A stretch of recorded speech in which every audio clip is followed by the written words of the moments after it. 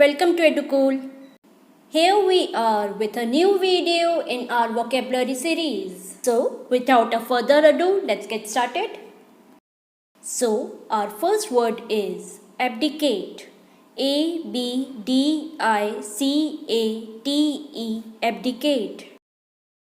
Friends, abdicate is a verb and it means to stop controlling or managing something that you are in charge of. Friends, जब कोई power में होता है और वो अपनी उस पावर को गिव अप कर देता है, अपनी उस पोजीशन से स्टेप डाउन कर लेता है, so when they do that they abdicate there authority. Let us understand the use of the word abdicate clearly with the help of few sentences. The young prince became king after his older brother decided to abdicate the throne. She abdicated all responsibility for the project. Let's move to the next word. The word is infuriate. I-N-F-U-R-I-A-T-E, infuriate. Friends, infuriate is a verb and it means to make someone extremely angry and impatient. So friends, जब आपके किसी action की वजह से कोई person आपसे बहुत ज़्यादा गुस्सा हो जाता है, सो इन दैट केस आप कह सकते हैं my actions infuriated him.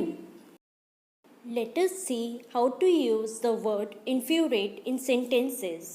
The news article infuriated the actor. Seema's thoughtless actions infuriated her mother.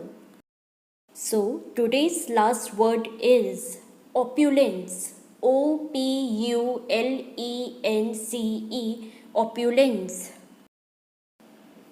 Opulence is a noun and it means great wealth or luxuriousness.